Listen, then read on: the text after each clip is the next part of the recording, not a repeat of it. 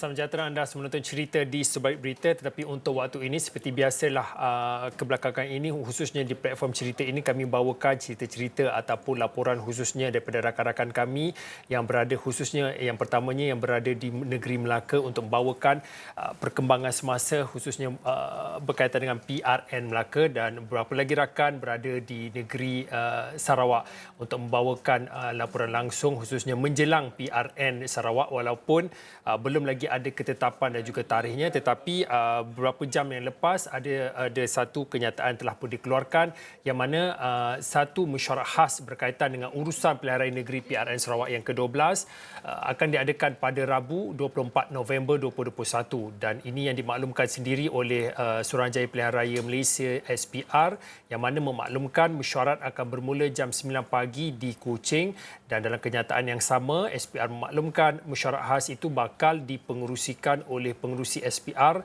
Datuk Abdul Ghani Saleh, dan difahamkan juga mesyuarat akan membincangkan tarikh-tarikh penting PRN Sarawak seperti tarikh Hari Pilihan Raya, hari penamaan calon, hari pengundian, daftar pemilih dan juga beberapa ketetapan lain yang akan digunakan dan juga persiapan lain.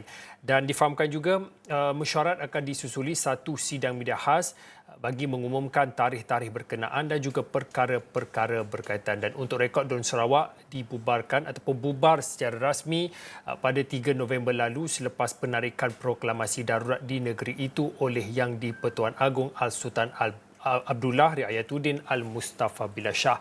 Dan susulan itu PRN Sarawak perlu diadakan dalam tempoh 60 hari dari tarikh proklamasi darurat dibatalkan atau diungkaikan.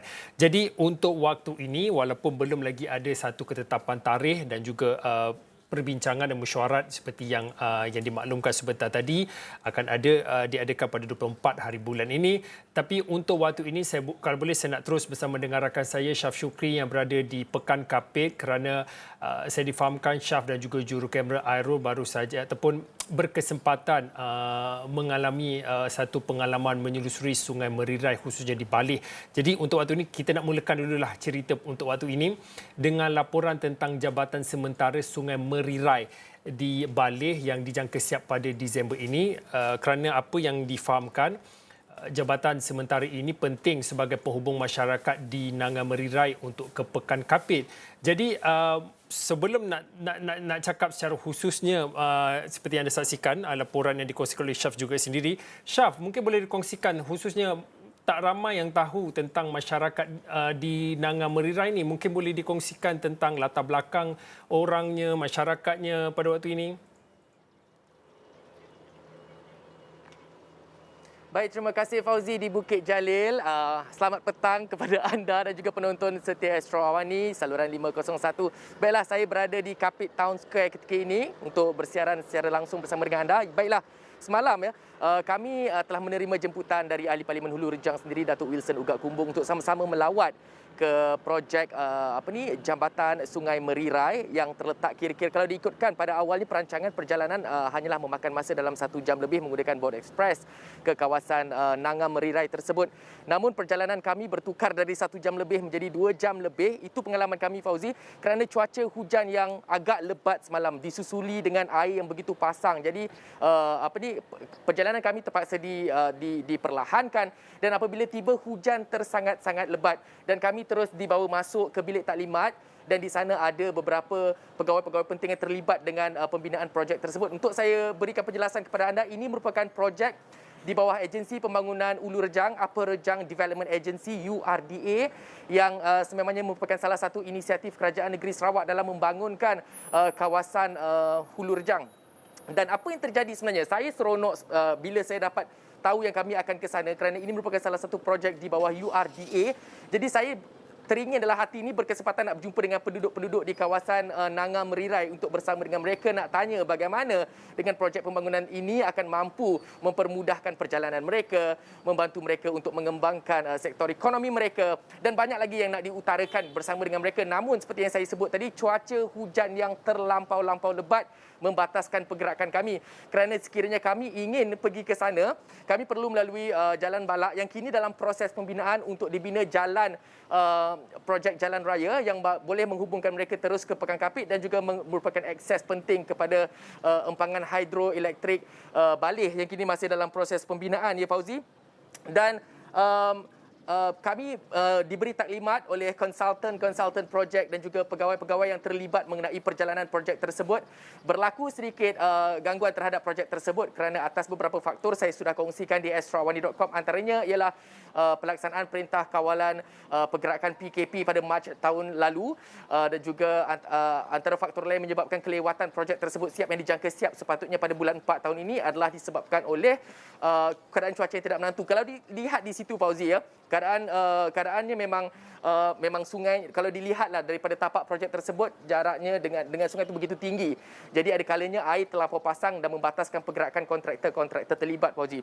Jadi kami tidak berkesempatan untuk menemui penduduk di sana, tapi kami akan cuba merancang satu lagi trip perjalanan untuk ke sana, bertemu dengan penduduk di sana untuk mendapatkan apa yang mereka mahukan lagi selain daripada projek yang telah pun dalam pembinaan yang membantu mereka, khususnya untuk membantu mereka mempergiatkan mempermudahkan perjalanan mereka dari Nanga Merirai ke Kapit. Kerana Fauzi, ya, satu lagi sebab mengapa projek ini dibina untuk selain saya cakap tadi membantu mempermudahkan perjalanan mereka. Kalau diikutkan keadaan ketika ini, tanpa adanya projek jalan raya dan tanpa adanya jambatan ini, sebenarnya perjalanan mereka ke Pekan Kapit ini mengambil masa lebih kurang 4 jam, Fauzi, menggunakan pengangkutan air. Dan sekiranya sudah siap sekiranya projek ini siap sepenuhnya pada Jun tahun depan, perjalanan mereka akan boleh dipendekkan kepada 1 jam lebih saja. Dan Fauzi, ingin saya kongsikan juga, ya, sedikit info di sini. Ada juga saya bawakan di astrawani.com. Ini merupakan antara projek yang ini merupakan antara projek jalan akses Baleh yang dibahagikan kepada 3 pakej merangkumi pakej A, pakej B, pakej C. Dan pakej A meliputi beberapa kawasan, pakej B pula meliputi beberapa kawasan dan pakej C ini adalah projek dalam pakej C yang meliputi 22 km. Dan kalau saya nak kongsikan lagi, Fauzi, antara projek terlibat dalam pakej C termasuk pembinaan Jalan Sungai Merirai, Jambatan Sungai Entalawan dan Jambatan Sungai Sepanggil. Dan ini merupakan antara projek seperti yang saya telah jelaskan seperti yang saya jelaskan tadi, ini merupakan antara projek di bawah Upper Rejang Development Agency, URDA, ataupun Agensi Pembangunan Ulu Rejang, yang merupakan salah satu inisiatif Kerajaan Negeri Sarawak untuk membantu masyarakat, khususnya mereka yang berada di kawasan Ulu Rejang. Fauzi. Syaf, saya pegang pada janji Syaf untuk nanti jika ada kesempatan untuk menemu bual ataupun bertemu dengan masyarakat setempat, seperti Syaf katakan, ni kira macam hutang assignment lah. Sebab tadi Syaf pun dah perjelaskan kerana ada perubahan daripada ketetapan jadual tugasan itu dan juga disebabkan perubahan dan juga keadaan faktor cuaca. Mungkin nanti ada kesempatan nanti Syaf akan bertemu dengan masyarakat setempat untuk setidak-tidaknya memahami dan juga membawakan suara dari rakyat khususnya bagi penduduk tempatan. Dan tadi Syaf ada merujuk tentang artikel yang beliau tuliskan khususnya di platform astro.com. Kalau boleh saya nak tunjukkan kepada anda, PRN Sarawak, Jabatan Sementara Nanga Merirai, siap Disember ini. Ini dipetik sendiri daripada apa yang disebutkan oleh Ugak Kumbung, iaitu Ugak Kumbung ni adalah Ahli Parlimen Hulu Rajang, Datuk Wilson Ugak Kumbung, yang mana menggesa kontraktor terlibat dengan projek pembinaan Jabatan Sungai Merirai untuk menyiapkan jabatan sementara selewat-lewatnya Disember depan.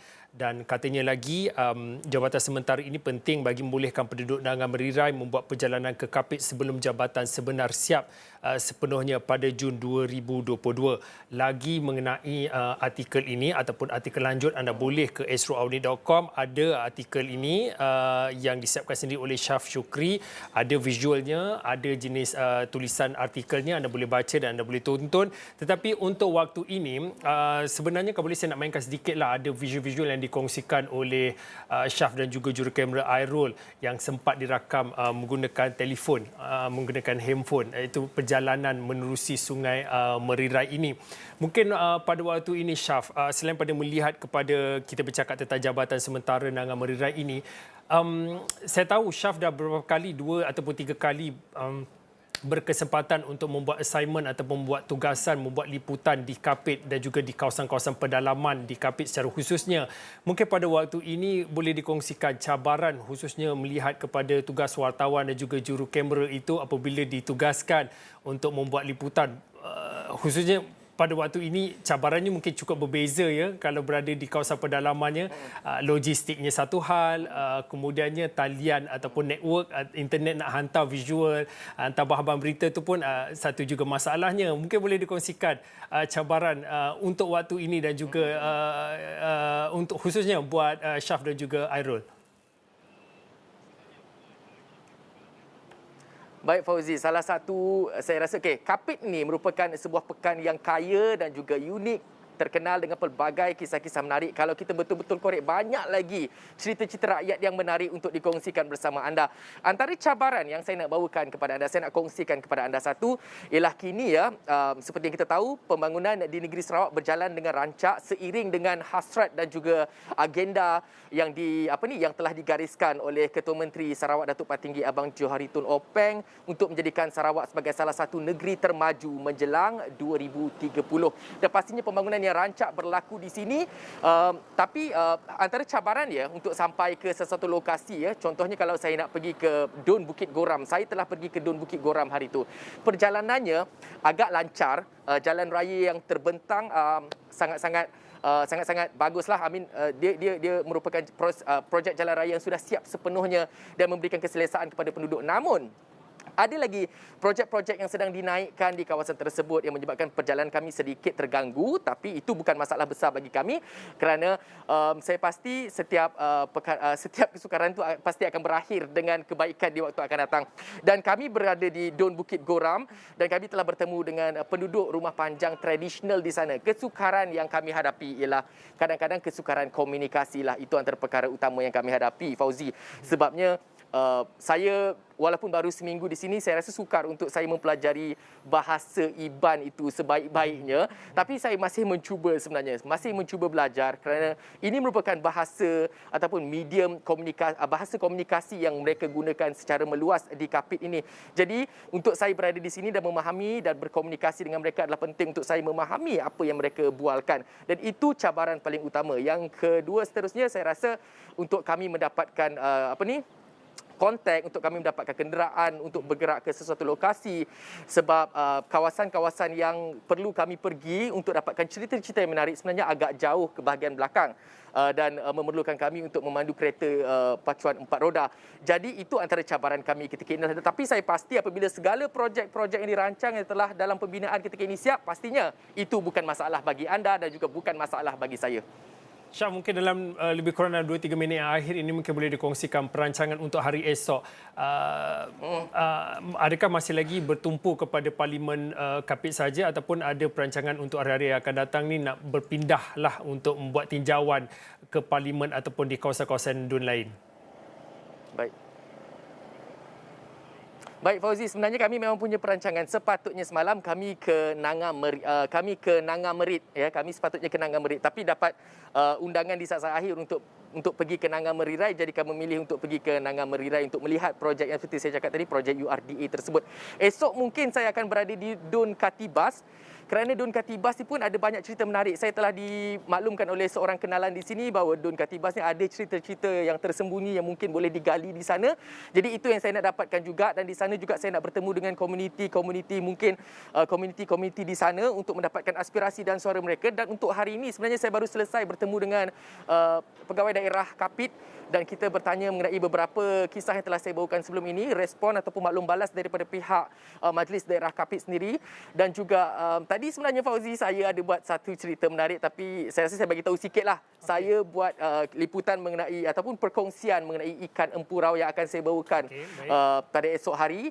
Dan ikan empurau ni menarik sebab dia merupakan salah satu ikan eksotik yang mahal harganya, tapi saya tak nak cerita habis, saya akan kongsikan esok, Fauzi. Cerita tentang ikan ni memanglah tular dalam seminggu dua ni, tapi saya rasa ada lagi cerita-cerita yang lebih menarik yang dibawakan. Mungkin nak bercerita tentang keunikan rasa dan juga kenapa ikan empurau ni begitu popular ataupun begitu terkenal khususnya di Bumi Kenyalan. Terima kasih kepada Chef Syukri yang membawakan ceritanya tentang pengalaman menyusuri Sungai Merirai. Harap-harap Chef Syukri terus jaga kesihatan dan juga juru kamera Airul. Dan sebenarnya saya ada tadi sebelum live ataupun langsung ini bermula, ada juga rakan-rakan tanya, harap-harap kita tahu orang Sarawak ni kalau jumpa orang luar ataupun bertemu dengan pengunjung ataupun pelawat mereka, dia sangat welcome lah. Jadi harap-haraplah dapatlah bertemu jodoh Chef Syukri di sana ya. Apapun, terima kasih Chef Syukri, selamat menjalankan tugas. Panjang lagi perjalanan Chef dan juga rakan-rakan lain untuk membawakan pilihan raya negeri Melaka ini, dan pastinya Chef Syukri dan juga rakan-rakan lain seperti Azim Hassan dan juga Hasimi Muhammad akan membawakan perkembangan berkaitan dengan PRN Sarawak secara khususnya di platform astroawani.com dan juga pastinya di Awani Borneo dan Buletin Awani. Baik, cerita berat seketika kembali lagi selepas ini.